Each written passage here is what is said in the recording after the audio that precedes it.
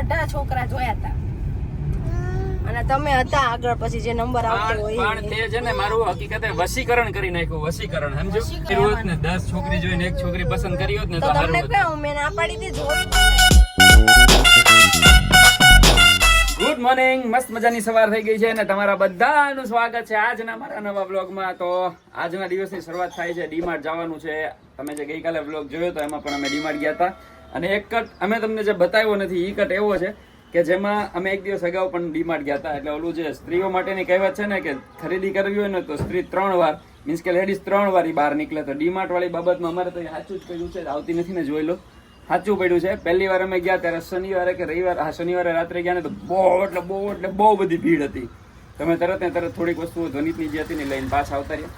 બીજા દિવસે અમે ગયા ને ત્યારે ઘણી બધી ખરીદી કરી અને એક મારું ટી શર્ટ મેં લીધું ને તો એ થોડુંક મને નાનું પડ્યું એટલે જવાનું હતું મારી માટે. સાંભળજો, જવાનું હતું મારી માટે ટી શર્ટ બદલાવા, પણ જતા જતા શું કે ખબર છે, બીવડાવી દીધો મને એમ કે મમ્મી છે. તો જવાનું છે, મને કહે છે કે તમે ટી શર્ટ બદલાવી નાખો ને આપણે કદાચ મારે થોડું ઘણું બાકી રહી ગયું ને તો હું જોઈ લઉં છું. એટલે હવે તમે જોજો કે આજે અમે 3જી વાર જઈએ છીએ ને તમારા ટી શર્ટના બાને કેટલી વસ્તુ લે છે. તો અમે જઈએ છીએ ડીમાર્ટમાં, રાધી થાય છે તૈયાર, ધ્વનિત થઈ ગયો છે તૈયાર ને રાધી પણ રીવાને તૈયાર કરે છે. તો મળીએ છીએ પાછા થોડી વારમાં. જય માતાજી, જય શ્રી કૃષ્ણ અને જય શ્રી રામ. અને રાધી સાંભળ્યું નથી, મળીએ. ઈ જ્યારે ઘરે બોલતા હતા ને મારું બધું તેનું બધું સાંભળતી હતી પણ હું આવી નહીં, કેમ કે એને તો એવું જ છે કે મને બહુ શોખ છે ડીમાર્ટમાં ચાલવાનો, પગ તોડવાનો, ટાઈમ બગાડવાનો, ખર્ચા કરવાનો, પણ એ બધી વસ્તુ ખોટી છે. અમે લેડીઝ છીએ, મગજ ખરાબ થઈ જાય, ઘરમાં કામ, છોકરા, બધી જવાબદારી, કોઈક વસ્તુ ભૂલાઈ ગઈ હોય તો બીજી વાર જવું પડે. અને આજે તો તમારું ટી શર્ટ બદલાવા જવાનું છે ને, મારી વસ્તુ માટે નથી જવાનું. હા, તો કાલે એટલી બધી ભીડ હતી ને કે અમુક વસ્તુ ઉતાવળમાં ભૂલાઈ ગઈ છે. ધ્વનિતની થોડી સ્કૂલની હતી, પેન ને એવું, તો ફરી અત્યારે થોડુંક યાદ આવશે તો લઈ લઈશ, એમાં ફેર શું પડે.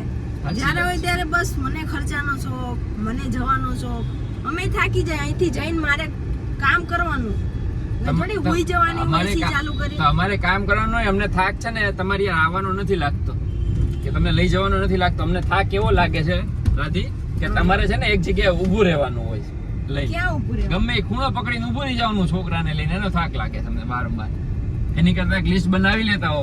લિસ્ટ બનાવેલું જ હતું ને આપણે, પણ અમુક વસ્તુ એવી હોય નાની નાની કે જ્યારે જવાનો ટાઈમ થાય ત્યારે યાદ હોય, પછી ડીમાર્ટમાં કઈક વસ્તુ જોઈએ ને તો યાદ આવે કે હા આ લેવાનું હતું એમ. કેમ કે ઘરે તે અચાનક જ એમ કે ભાઈ લઈ લો, ચલો ડીમાર્ટ જઈએ એમ, તો પછી શું થાય? કઈ નહીં, હાલો તારે પહોંચી ગયા છે.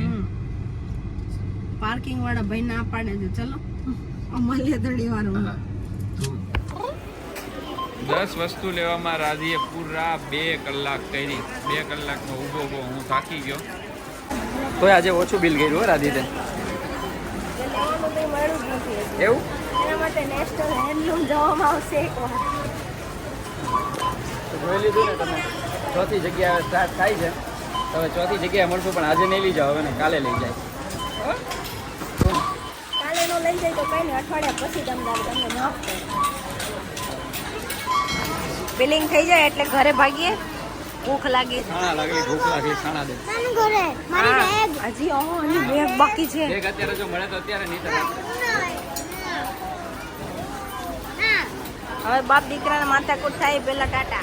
ડીમાર્ટ થી નીકળી અને મેડમ અને પ્રિન્સ જાય છે સ્કૂલનો ડ્રેસ લેવા. આજે તો ગમે તેમ કરીને લેવું પડે એમ છે, નહીંતર કાલેથી તો ધ્વનિતને ઘરે મોકલી દેવું છે, એટલે લઈ જ લેશે. આજે બહુ મહત્વનું કામ હતું, આજે પતી ગયું.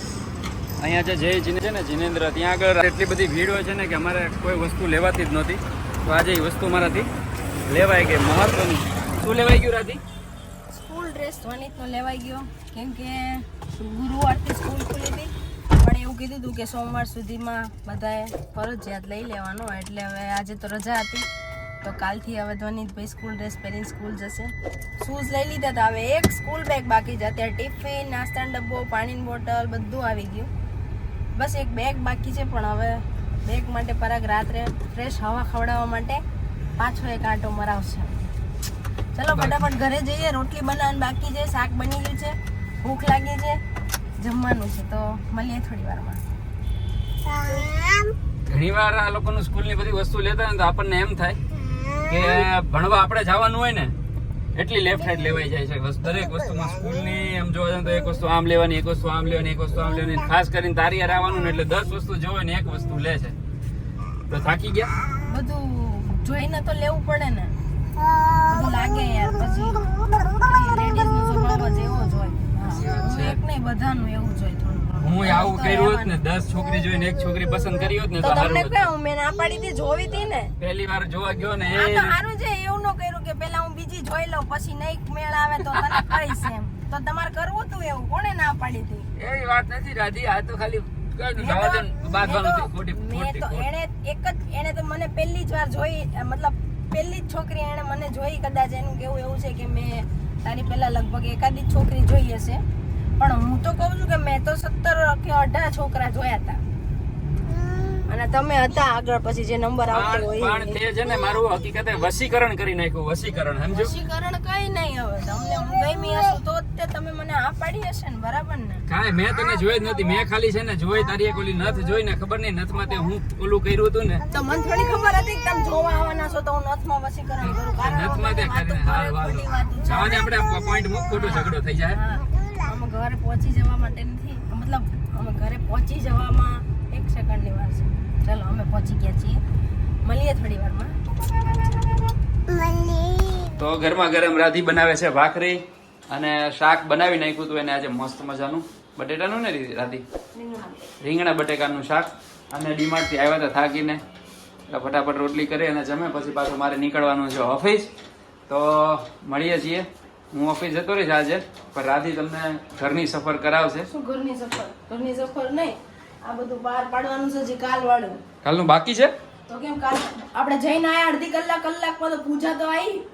પૂજા આવી, બરોબર છે. પછી ક્યાંથી કામ બધું મૂક્યું હોય. હા, તો મને તો એમ થયું કે તે મૂકી દીધું હશે. સારું છે, મારે આજે ઓફિસ જવાનું છે, નહીંતર તો મારી પાસે કરાવે એમ છે. હું કવડાવું છું.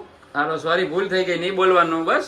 અને હા, ખાસ વાત, આ કચ્છી પકવાન અમને આ ભાઈ અમારા જે ફ્રેન્ડ કેવો મિત્ર કેવો સરસ મજાના મહેશભાઈ લાવ્યા હતા. કચ્છી પકવાન તો બહુ જોરદાર હતા, હે ને રાધી? ઓલા દીકી માટે ફ્રોક લાયા હતા, ઘરે મળવા હતા ને અંજાર વાળા. હા, ફેન એને કંસારના હું કચ્છના સ્પેશિયલ પકવાન છે, બહુ મજા આવે છે સવારે ચાની સાથે. તો મળીએ અત્યારે બપોરનું જમીને થોડી વારમાં. આપણે ભણતા ત્યારે આવા બેગ આવતા હતા. ના જ આવે ને, મારા ડોહા મને બધો ટાટ પછી 5 વર્ષથી દફતર ના મળે ને, એ રોજ ઘસવાનું. હું ખુદ વેચું, મેં બધું આ દફતર નહીં વાપર્યું ને. અમે તો સ્ટીલ ઓલી એલ્યુમિનિયમની પેટી જતા હતા. બે બધા દાડા હવે તો આમની પસંદગી નો પાવાનો. ભણજો, તમે ભણજો, પાછા ભણજો.